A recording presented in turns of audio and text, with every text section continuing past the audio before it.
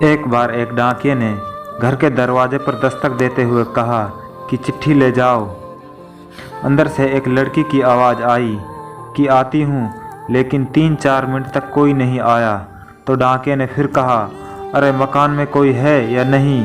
अंदर से लड़की ने बोला, साहब दरवाजे के नीचे से चिट्ठी अंदर डाल दीजिए, मैं आ रही हूँ। तो डाकिये ने कहा, नहीं, मैं यहीं खड़ा हूँ, कागज़ पर आपको दस्तखत करना होगा। 6-7 मिनट के बाद दरवाज़ा खुला। देर होने की वजह से डाकिया बहुत गुस्सा था। वो चिल्लाने ही वाला था, तब तक दरवाज़ा खुला और वो देखकर चौंक गया। सामने एक अपाहिज कन्या, जिसके पाँव नहीं थे, बिल्कुल सामने खड़ी थी।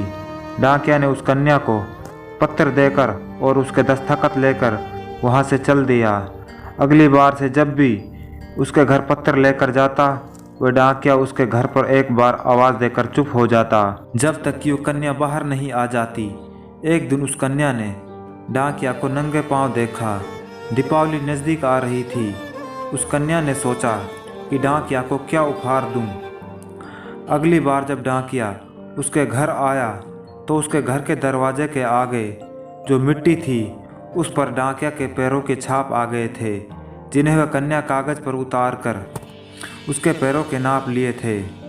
अगले दिन उस कन्या ने अपने नौकर से उस नाप के जूते मंगवा लिए। अगले दिन डाकिया ने गली के हर व्यक्ति से उपहार तो मांगा, लेकिन फिर सोचा कि इस बिटिया से मैं क्या उपहार लूं। पर उसने सोचा कि गली में आया हूं तो उसे मिल ही लूं। उसने दरवाज़ा खटखटाया। अंदर से आवाज़ आई, कौन? तो उसने जवाब दिया, डाकिया।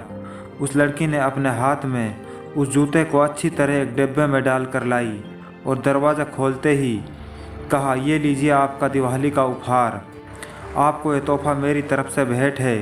डाकिये ने कहा कि तुम मेरे लिए बेटी के समान हो, तुमसे मैं उपहार कैसे ले सकता हूँ? कन्या ने आग्रह किया कि मेरे इस उपहार के लिए मना ना करें। जैसे ही डाकिया ने उस डब्बे को हाथ में लिया, कन्या ने कहा कि आप इस डब्बे को घर ले जाके खोलिएगा।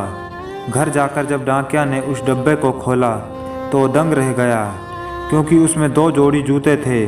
उसकी आंखें भर आई। अगले दिन वह अपने ऑफिस पहुंचा और अपने मालिक से कहा कि उसका तबादला फ़ौरन कर दिया जाए। मालिक ने कारण पूछा तो उसने इस जूते को मेज पर रखते हुए अपनी सारी कहानी सुनाई और भीगी हुई आंखों से कहा कि आज के बाद मैं उस गली में नहीं जा सकूंगा। उस अपाहिज लड़की ने मेरे नंगे पाँव को जूते तो दे दिए, पर मैं उसे पाँव कैसे दे पाऊंगा? यदि आप खुश नहीं हैं अपनी ज़िंदगी से तो ये कहानी आपके लिए है।